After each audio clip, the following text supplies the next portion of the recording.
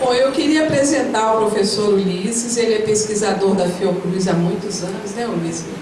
Uns 25, deixa eu ficar aqui nesse lugar, porque eu falo para todos.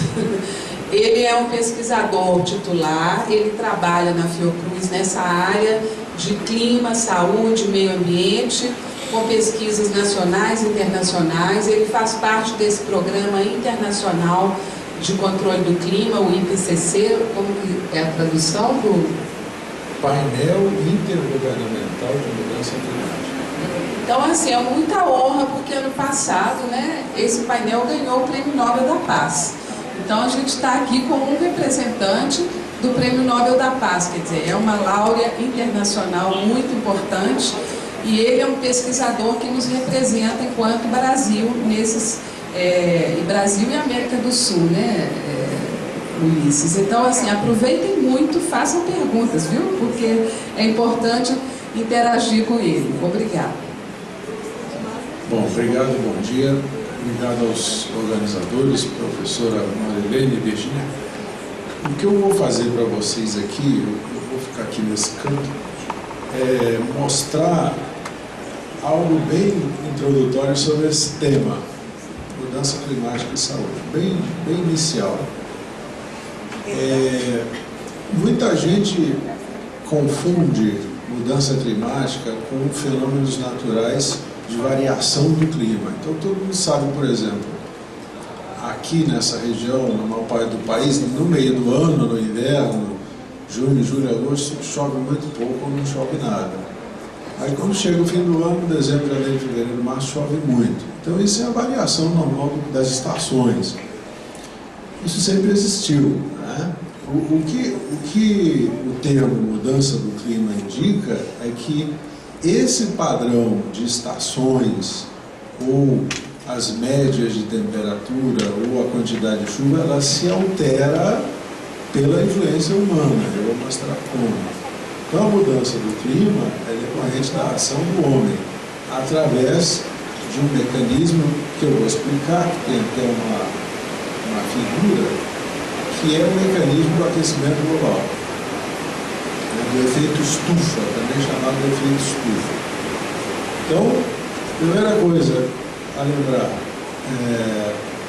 o efeito estufa é um fenômeno natural, ele acontece independente da ação humana. O que a poluição faz, e aí seria poluição basicamente ou principalmente por carbono, é exacerbar um efeito natural da atmosfera chamado efeito estufa. Acho que é próximo. Sim. Então, a mudança climática é a exacerbação de um fenômeno natural que ocorre na atmosfera. Todo mundo sabe o que é a atmosfera. A atmosfera é o que está daqui do chão para o alto, né? A parte gasosa da Terra e fora da Terra também, ou em torno da Terra. Então, a mudança climática causada pelo homem é o aumento de um fenômeno natural e necessário. Próximo. Está nesse desenho aqui. Então, o raio solar chega na superfície do planeta e ele esquenta o planeta. Isso é importante. A temperatura média da Terra é mais ou menos 15 graus. Se não houvesse o efeito estufa, ela seria menos 20. Então, seria difícil viver na Terra na temperatura tão baixa. Então, o efeito estufa, ele ocorre porque a radiação solar ela bate na Terra e volta para o espaço. Uma parte é absorvida e aquece. Outra parte ela volta para o alto, né, para a atmosfera. Aqui tem uma camada de gás aqui, ó, na atmosfera, que é natural. Vem de uma série de processos biológicos, ecológicos. Por exemplo, a decomposição vegetal gera gás carbônico, CO2. O gás carbônico ajuda a reter o calor na Terra. Isto é natural. O que acontece é que a sociedade humana, queimando petróleo, queimando vegetação, ela aumenta a quantidade de gás carbônico que tem aqui. E outros gases também, menos importantes. Então, o efeito estufa é esse processo de exacerbar o que já existe, que é bom. O efeito estufa é bom. O que não é bom é aumentá-lo jogando poluentes, tá certo? Então, toda a discussão de mudança climática passa pela discussão da poluição. de várias formas. Eu acho até que tem uma ilustração próxima. Então, principais formas de emissão do gás estufa. O que é o gás estufa? São esses poluentes que são jogados na atmosfera e que estacionam a 20, 30 km de altura e ajudam a reter o calor. O raio infravermelho, que deveria se dispersar mais para o alto, ele fica retido e aí gera o calor. O raio infravermelho é o que queima a pele no sol, junto com o ultravioleta, né? O ultravioleta queima sem fazer calor. O infravermelho faz calor e queima também. Causa calor. Principais fontes desses gases estufa são poluentes. O gás carbônico, metano, nitrojóxido, nitrogênio e outros. Então, queima de petróleo derivado, né? Gasolina, gás natural menos, carvão, combustíveis fósseis, né? Queima de floresta.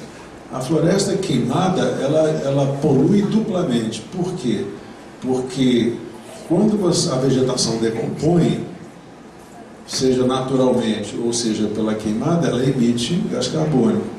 E a floresta inteira, em pé, ela absorve gás carbônico da atmosfera. Então, se você corta a floresta e queima ou deixa decompor, você perde o que a gente chama de sumidouro de carbono. Ela chupa o carbono da atmosfera, do ar, né? E, ao mesmo tempo, como você está decompondo a matéria viva, o carbono é gerado também. Aqui no Brasil, a principal fonte brasileira de emissão de gás carbônico é a queima de floresta. Mais do que a queima de petróleo. Até uns 15 anos atrás, era mais ou menos 75% da emissão brasileira de gás carbônico era queima de floresta. Com a redução do desmatamento na Amazônia e outras partes do país, e aumento da industrialização, aumento da quantidade de veículos na rua, essa proporção diminuiu. Hoje está em torno de 60% devido à queima de vegetação, 30% por causa de petróleo, gasolina, basicamente, álcool também gera gás carbônico, menos, mas gera. E o resto através de outros processos da agricultura. A agricultura gera gás estufa pelos fertilizantes, né, que decompõem e tem um outro produto que vai para a atmosfera, um outro gás que não é o gás carbônico. Próximo. Então, o que é mudança climática? As pessoas acham que mudança climática é mais calor. Não necessariamente, pode ser mais calor também, mas não é só isso, né?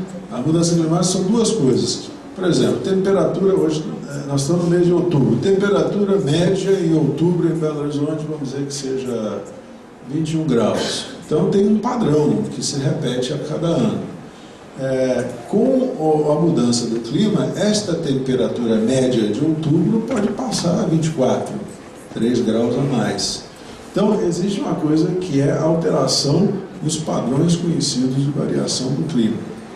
Eu moro em Belo Horizonte há poucos anos, mas as pessoas mais antigas aqui dizem que o inverno está muito menos frio do que era há 30 anos atrás, 40 anos atrás. Então essa é uma alteração de um padrão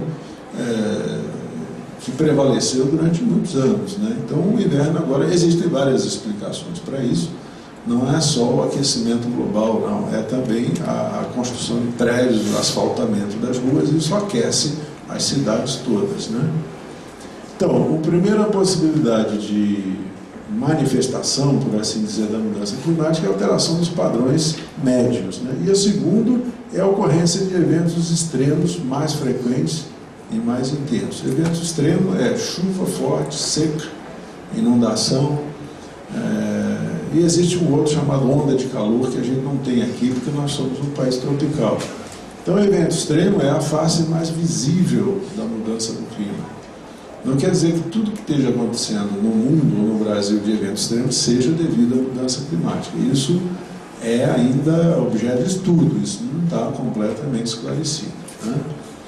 Mas, por exemplo, vocês veem na televisão os furacões no hemisfério norte, nos Estados Unidos, etc. Teve um ano aí que o número de furacões dobrou, né? E estão muito intensos também. Eles têm uma classificação de grau de intensidade 1, 2, 3, 4, 5, basicamente depende da velocidade do vento. Então, teve um ano, não me lembro se foi 2007, que ocorreram quase que o dobro de furacões, e o furacão Katrina, em 2005, foi o mais forte já registrado nos Estados Unidos, e em 2004 nós tivemos um mini furacão em Santa Catarina. Aqui na região do Oceano Atlântico Sul foi a primeira vez que isso foi registrado. Ele teve um impacto em termos de perda de vida humana muito pequeno, morreram 2 pescadores, estavam no mar, mas causou um bocado de destruição de construções, etc. Então, desde que existe registro meteorológico confiável, de 150 anos, nunca tinha havido um fenômeno desse na costa brasileira. Então, não se sabe se isso já é uma manifestação do aquecimento global ou não. Tudo indica que sim.